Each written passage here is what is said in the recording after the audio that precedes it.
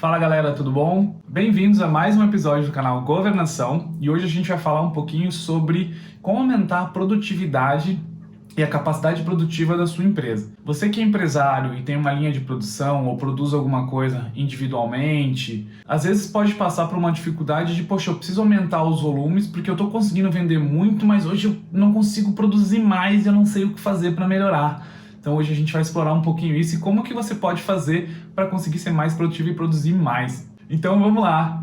Meu nome é Lohan, eu sou empreendedor, consultor de empresa há mais de 10 anos e vamos falar um pouquinho sobre esse assunto. Um dos pontos importantes aqui, eu vou falar alguns passos para você seguir, para você conseguir identificar o que você precisa fazer, é mapear o sequenciamento das etapas que você tem na sua produção. Então, o seu primeiro passo é você entender qual que é a sequência de etapas que você tem no seu processo produtivo.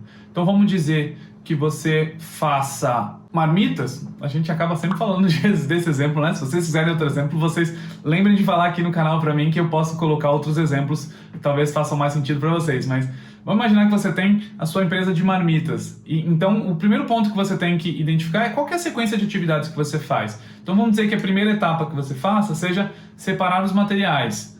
A segunda, eu tenho que cortar e preparar os materiais da comida. O terceiro, eu tenho que aquecer o forno, aquecer as panelas. O quarto, seja colocar a comida para cozinhar. O quinto, embalar. Então, eu preciso entender qual que é o sequenciamento de etapas que eu tenho dentro do meu processo. Então, essa é a primeira parte e esse é o primeiro ponto bastante importante para vocês. Então, você precisa conhecer o teu processo produtivo. Então, você precisa mapear e entender como é que você começa e como é que você termina o teu processo produtivo. Segundo ponto, bastante importante aqui, é você começar a entender desses pontos qual que é a capacidade que você tem nele.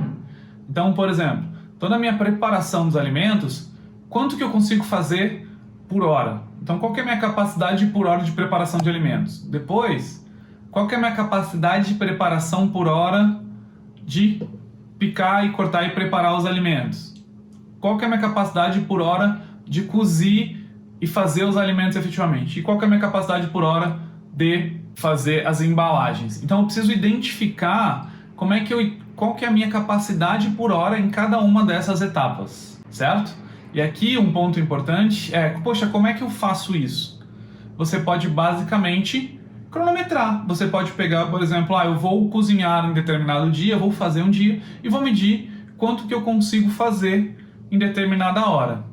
Um ponto importante para você identificar as capacidades aqui é que você identifique efetivamente o tempo produtivo, não os tempos de retrabalhos ou de problemas, tá? É realmente o tempo efetivamente trabalhando para você identificar quais são as capacidades. Depois que a gente fechar esse segundo passo, então, primeiro, mapeei meu processo, identifiquei a sequência e as etapas. Segundo, identifiquei as capacidades do que eu tenho. O meu terceiro ponto e a terceira etapa do que eu tenho que fazer é identificar qual que é o gargalo. Qual que é o conceito de gargalo? O gargalo é o que restringe a capacidade do meu processo produtivo.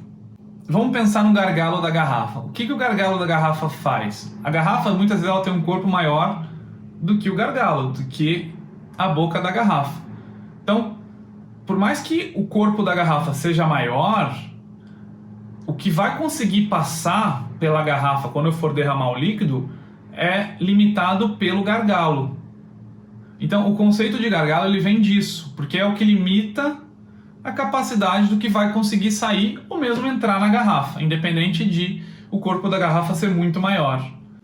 Aí o ponto importante é, depois que eu identifiquei quais são as etapas com menor capacidade no meu segundo passo, ela é o que vai ser o meu limitante de capacidade. Então, se em determinada etapa do meu processo eu conseguir produzir 1 por hora e todas as outras eu conseguir produzir 500, a capacidade do meu processo ela é sempre limitada pelo aquele 1 por hora, porque tudo no meu processo vai ter que passar por todas essas etapas. Então, se eu tenho algo que só faz 1 por hora, não adianta eu fazer 1 milhão antes, porque eu vou fazer 1 milhão em todas as outras etapas e só vai ficar passando 1 por hora nessa etapa. Então, eu preciso identificar esse gargalo, que é o meu limitante de capacidade produtiva, certo? Então, identificamos o gargalo no nosso terceiro passo, a gente entra no quarto passo, que é como é que a gente consegue maximizar o que esse gargalo produz. Então eu preciso entender no detalhe quais são as etapas dentro do meu gargalo. Então eu quebro em mais detalhe o sequenciamento das etapas do meu gargalo e eu começo a identificar atividades nisso que não agregam valor. Então são coisas que eu não precisaria estar fazendo ali, que liberaria capacidade e eu conseguiria produzir mais.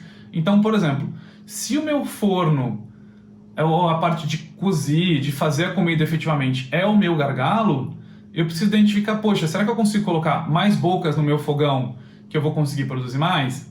Será que eu consigo otimizar o meu conjunto de assadeiras, se for algo que eu faço no forno, para eu conseguir colocar mais quantidade nas assadeiras? Será que se eu conseguir trabalhar com uma temperatura diferente, eu vou encurtar o tempo de cozimento de determinados alimentos? Então eu reduzo esse tempo e eu consigo fazer mais alimentos por hora?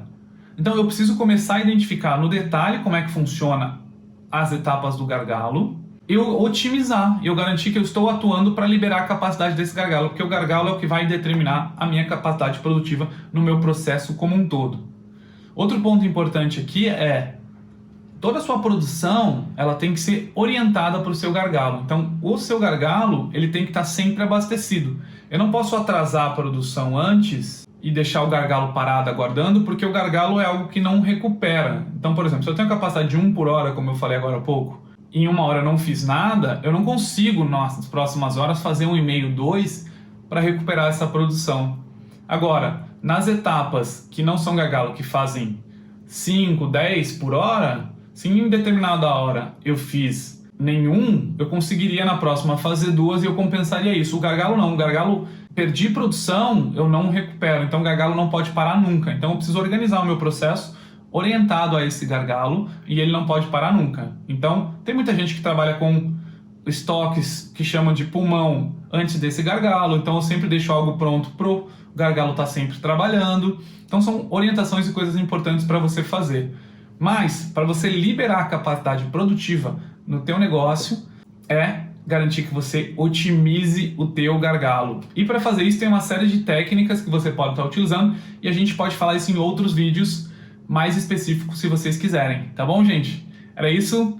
Lembre de se inscrever no canal, curtam, compartilhem esse vídeo com os amigos e até a próxima. Tchau, tchau!